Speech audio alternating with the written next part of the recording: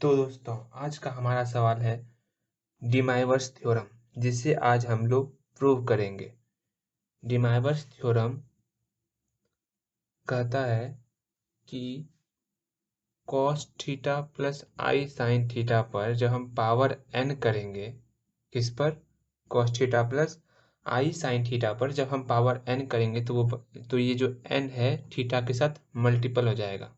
Mean cos n theta plus i sine n theta. अब बात है यहाँ पर n का वैल्यू क्या होगा, इसी पे हम लोग गहन चिंतन करेंगे। देखो n का वैल्यू क्या क्या हो सकता है। इसी n की वैल्यू को लेके मेरा 3 कंडीशन होगा। या तो n मेरा इंटीजर होगा, कौन सा? पॉजिटिव या नेगेटिव इंटीजर। या तो n मेरा क्या होगा? फ्रैक्शन होगा। अब n क्या क्या हो सकता है, तो हम केस 1 में ले लेंगे कि n मेरा जो है पॉजिटिव इंटीजर। n क्या है? Positive integer. इंटीजर को जेड से नोट करते हैं। सेकेंड केस में ले लेंगे n मेरा जो है नेगेटिव इंटीजर। और थर्ड केस में हम ले लेंगे कि n मेरा कोई फ्रैक्शन है, मीन p बाई क्यू के रूप में है, जहां पर p और q मेरा क्या है? इंटीजर है। q जो है 0 के बराबर नहीं होगा। अब बोलोगे भाई क्या ये फ्रैक्शन सिर्फ पॉजिटिव ही रहेगा? नहीं नहीं नहीं, फ्रैक्शन पॉजिटिव भी हो सकता है और नेगेटिव हो सकता है। कैसे होगा?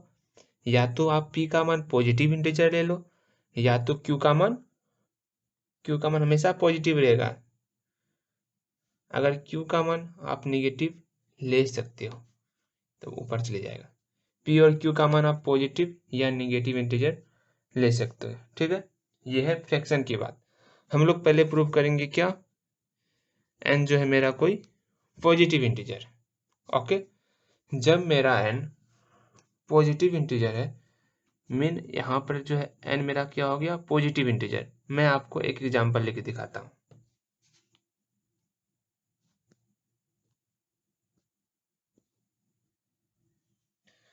तो मैंने यहाँ क्या ले लिया? n का मान कोई पॉजिटिव इंटीजर 5 ले लिया। जस्ट एग्जांपल में ले रहा हूँ।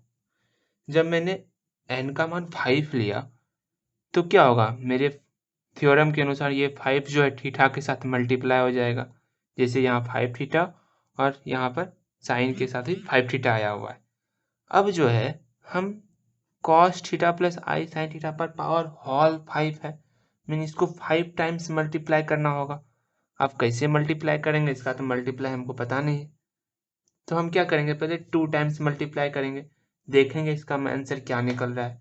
जब इसका आप मल्टीप्लाई करोगे कॉस का इसके, फिर कॉस का आई साइन थीटा से, फिर आई साइन थीटा का कॉस थीटा से, फिर इसका इससे, तो पूरा सॉल्व करने के बाद आप पाओगे कि कॉस ये थीटा और ये दोनों ऐड हो जा रहा है, ये और ये कॉस थीटा प्लस थीटा। इधर क्या हो रहा है? आई साइन तो रहता है लेकिन ये एंगल जुट जाता है, थीटा प्लस थीटा। अगर यहाँ थीटा 1 रहेगा, यहाँ थीटा 1 रहेगा, यहाँ थीटा 2, यहाँ थीटा 2 लेते हो तो यहाँ पे मेरा थीटा 1 है, थीटा 1 हो जाएगा। यहाँ थीटा 2 है, थीटा 2 हो जाएगा। उसी प्रकार यहाँ क्या है? Theta 1, theta 1, theta 2, theta 2। इस तरह आप मल्टीप्लाई करते करते 2 टर्म का लिया, फिर आप 3 टर्म का लोगे, इस तरह करते आप 5 टर्म का निकालोगे। अगर उसका मान इतना निकल गया तो आपका प्रूव हो जाएगा। वही रूल मैं यहाँ फॉलो कर रहा हूँ। ओके, तो पूरा आप मन को एकाग्र कर लो और यहाँ देखो मैं कैसे बना रहा हूँ। पहले मैं बना लेता हूँ, फिर मैं आपको समझा दूंगा केस 1 पूरा। ओके,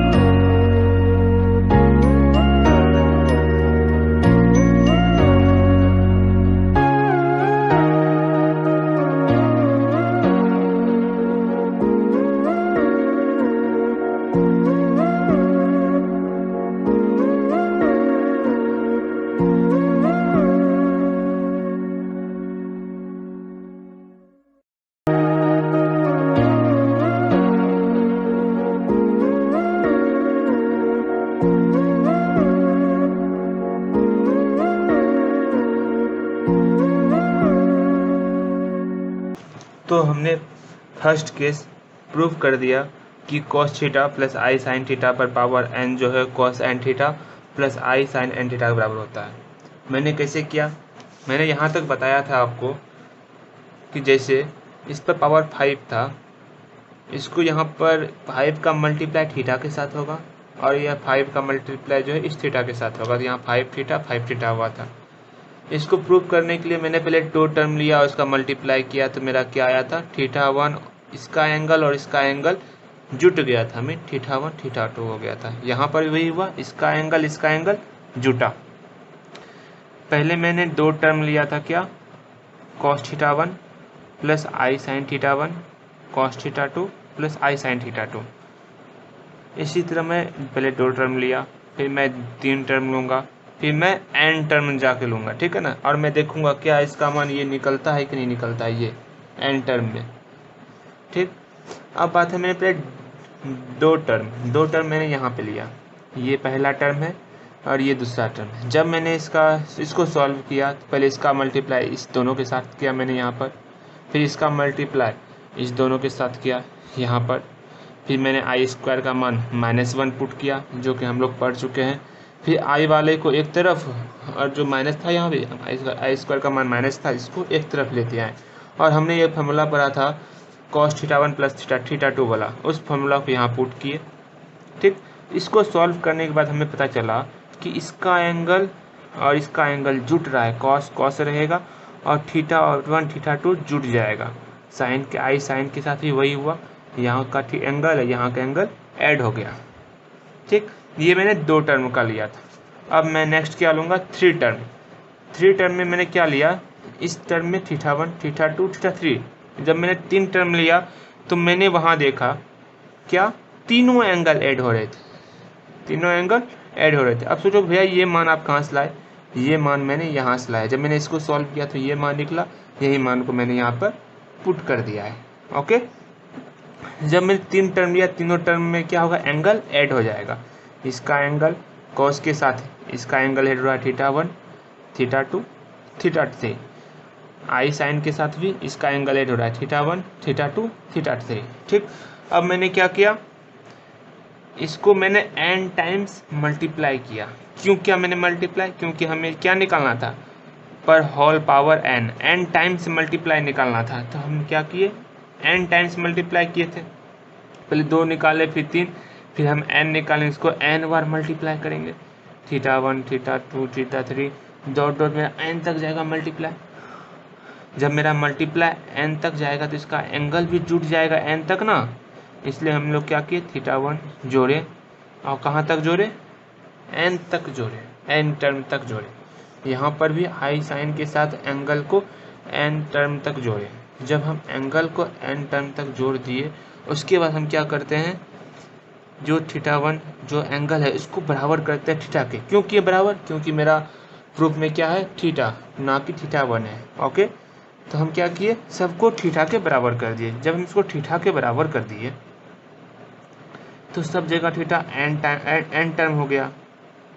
जब n term x plus x 2x होता है, x plus x n times रहेगा तो nx रहेगा। यहाँ पे थीटा है n टाइम तो n थीटा हुआ, यहाँ पर भी n थीटा हुआ। तो मेरा प्रूफ हो गया क्या, cos theta plus i sine theta पर power n equal to cos n theta plus i sine n theta. अब बहुत लोग बोलेंगे भैया ये आप कहाँ से लेते आए, मैंने यहाँ बताया था आपको, मेरा यहाँ छूट गया, कोई दिक्कत नहीं, मैंने यहाँ बता दिया। देखो, जब हम सब एंगल के बदले में थीटा मान पुट कर रहे थे तो मेरा इसमें भी तो है ना, सब एंगल के, देखो ये क्रिया भी साथ साथ चलेगी। चूंकि ये लंबा ज़्यादा हो गया इसलिए मैंने नहीं लिखा। सब एंगल के साथ यहाँ पे भी थीटा होगा, यहाँ पे भी थीटा होगा, जितना दिख रहा है आपको सब जगह थीटा होगा। जब सब टर्म n टाइम मल्टीप्लाई हो रहा है तो पर पावर क्या हो जाए, जैसे x गुना x गुना x गुना n टाइम करेंगे तो x पर पावर n हो जाएगा। अगर हम 5 बार किसी भी चीज़ को गुना करते हैं, x 4 बार किए तो x पर पावर 4 होता है, तो n बार गुना करेंगे तो x पर पावर n होगा। वही बात यहाँ पर है, इसको n टर्म मल्टीप्लाई कर रहे थे तो इतना पर पावर क्या हो गया, मेरा n हो गया। मैंने कि मेरा पहला कंडीशन था क्या, जब n मेरा पॉजिटिव इंटीजर होगा तब हमको प्रूव करना था cos theta plus i sine theta पर पावर एन करेंगे तो ये एन जो है थीटा के साथ मल्टीप्लाई हो रहा है। ओके, आप शायद समझ चुके होंगे। अब हम सेकंड केस लेंगे। सेकंड केस में क्या लेंगे, और सुन लो, इसका हम यूज फर्स्ट कंडीशन जो हम केस फर्स्ट में जो हम प्रूफ किए हैं, इसका यूज हम जो है दोनों केस को प्रूफ करने में करेंगे। ध्यान से इस केस को देख लो, जो पावर रहेगा वो एंगल के साथ मल्टीप्लाई होगा। ओके, अब हम सेकंड केस और थर्ड केस देख लेते हैं।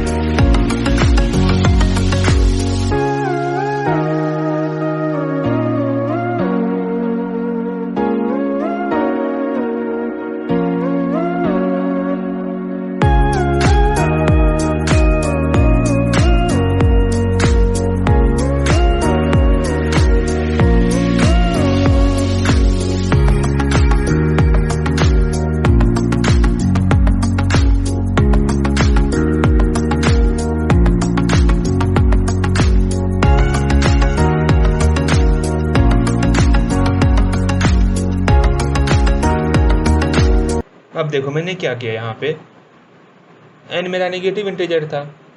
कोई भी नेगेटिव इंटीजर n कब होगा, जब वो किसी पॉजिटिव, जैसे -2 है, -2 कब नेगेटिव होगा, जब 2 मेरा पॉजिटिव हो। हाँ, जब मेरा 2 पॉजिटिव होता है ना, -2 मेरा नेगेटिव होगा। अगर मेरा n नेगेटिव है, इसका मतलब -m में m मेरा क्या होगा, पॉजिटिव होगा। m मेरा पॉजिटिव होगा।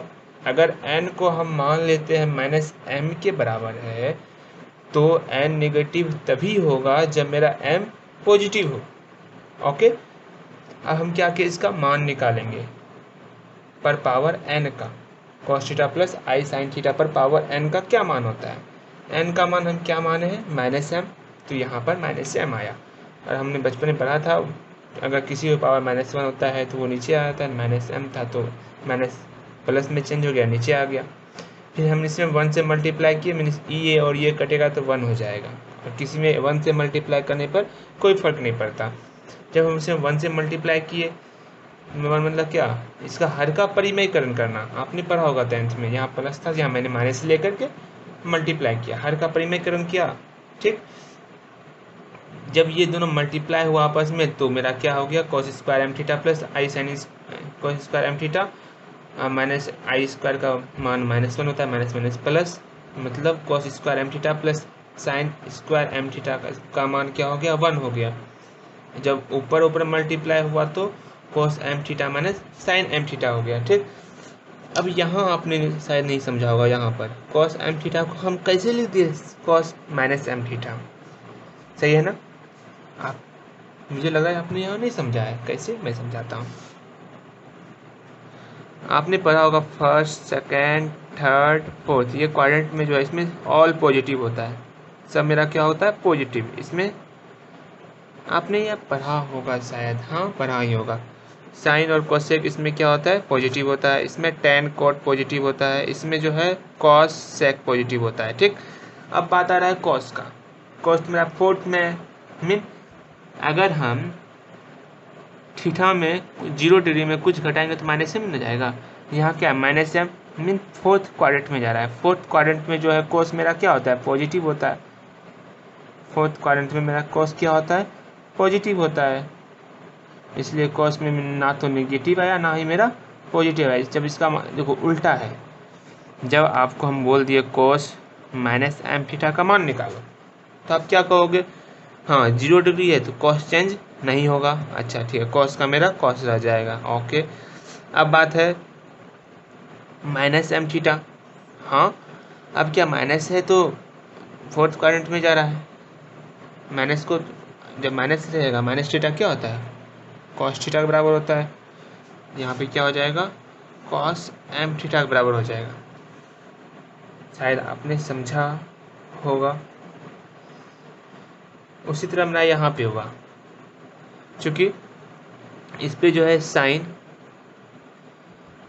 चूँकि इसमें क्या है sine minus m theta, sine minus m theta, ठीक। और यहाँ तो साइन जो है, जब माइनस एम का बात किए, माइनस एम थीटा में घटा, फोर्थ क्वाड्रेंट में आया। फोर्थ क्वाड्रेंट में जो है मेरा साइन क्या होता है, निगेटिव होता है। जब साइन निगेटिव हुआ तो साइन के आगे एम निगेटिव लग गया, एम थीटा था तो एम थीटा आ गया। समझे या फिर से समझाऊं? देखो, फोर्थ क्वाड्रेंट में क्या आता है, फोर्थ क्वाड्रेंट में जो है मेरा कॉस पॉजिटिव होता है, इसलिए कॉस माइनस एम थीटा में कॉस मेरा पॉजिटिव आया और एम थीटा का एम थीटा रह गया। ओके। और साइन माइनस एम थीटा में साइन जो है मेरा फोर्थ क्वाड्रेंट में निगेटिव होता है, इसी कारण जब साइन माइनस को हटाए तो यहाँ आगे माइनस आ गया, minus sine m theta. Okay. उसी तरह मैंने यहाँ किया, यहाँ उल्टा दिया हुआ था, कॉस एम थीटा था तो कॉस एम थीटा को हम कॉस माइनस एम थीटा के रूप में ला सकते थे। अब माइनस आई साइन एम थीटा था तो माइनस साइन एम थीटा को हम इस रूप में चेंज कर सकते थे, तो मैंने उस रूप में चेंज कर दिया, कोई दिक्कत नहीं, ठीक। और माइनस एम का मान हम लोगों ने एन माना था तो माइनस एम की जगह पर एम लिख दिया, no problem. Okay.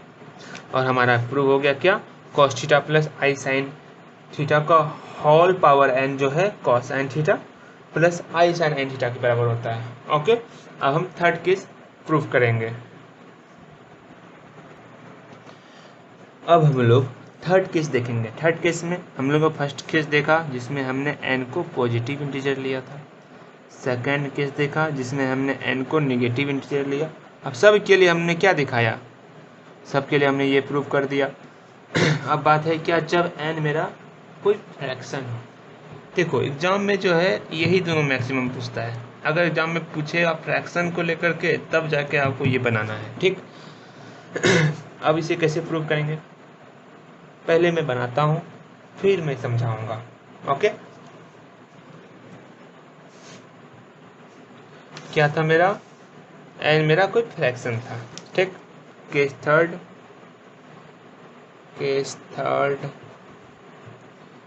If n be any fraction, n क्या है मेरा, कोई भी फ्रैक्शन।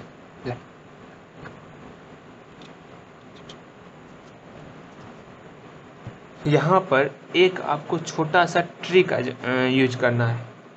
ये ट्रिक लगाओगे तो आपका सवाल बहुत आसानी से बनेगा, इसलिए मैं इस ट्रिक को यहाँ लगा रहा हूँ। ओके। क्या है, कॉस में थीटा होता है प्लस आई साइन थीटा, इसमें जो यहाँ पर p बाई क्यू से मल्टीप्लाई करना है, क्योंकि p बाई क्यू क्या है, फ्रैक्शन है। p बाई क्यू से मल्टीप्लाई करेंगे और इसका क्यूएथ रूट निकालेंगे, देखते हैं इसका क्यूएथ रूट क्या निकलता है। ओके। हमने केस फर्स्ट में देखा था, केस सॉरी क्या मैं लिख रहा हूँ, हमने केस फर्स्ट में देखा था क्या, कॉस थीटा अगर कोई पावर एन है तो वो थीटा के साथ एंगल के साथ मल्टीप्लाई होता है, इसमें भी क्यू क्या होगा, एंगल के साथ मल्टीप्लाई होगा, mean cos P by Q theta, इसमें एंगल के साथ क्यू मल्टीप्लाई हुआ, इसमें भी क्या होगा, एंगल के साथ मल्टीप्लाई होगा क्यू। ओके। ये क्यू को कैंसिल, यहाँ पी थीटा बचेगा तो कॉस पी थीटा प्लस यहाँ पे क्यू को कैंसिल, आई साइन पी थीटा, कोई प्रॉब्लम नहीं, ठीक। अब जो है ये जो है इसका मान, इसका एक मान ये भी हो गया cos p theta plus i sine p theta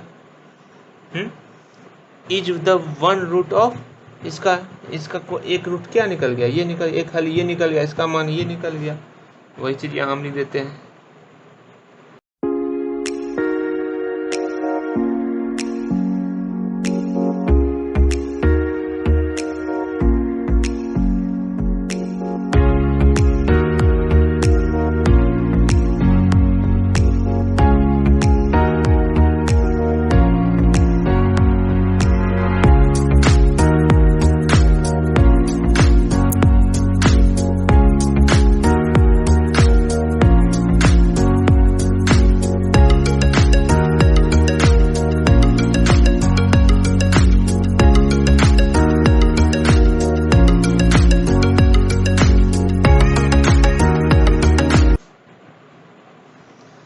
हमने क्या किया, हमने तो बताया था, यहाँ हल्का सा छोटा सा ट्रिक यूज किया मैंने, ठीक। और इसके यूज से क्या हुआ, यहाँ पर हम लोगों ने जो है, जो हमने इसका मान निकाला था वही मान तो मैंने यहाँ निकाला, लेकिन दोनों साइड जो है 1/q से मल्टीप्लाई कर दिया। जब 1/q से मल्टीप्लाई, ये दोनों कट के तो 1 हो गया, पावर 1 हो गया, लेकिन इधर तो 1/q रहा। अब क्या होगा, ये अंदर का p जो है, जो हमने केस 1 में पढ़ा था, तो ये अंदर का जो p है बाहर आ जाएगा, p/q बन जाएगा। और p/q का मान क्या रखे लिए है, n लिए है, p/q की जगह पे n आ जाएगा। और हमारा तीनों कंडीशन प्रूव हो गया, केस 1, केस 2, केस 3। ओके, थोड़ा तो है, मेहनत करना पड़ेगा आपको। हमको तो लगता है अभी भी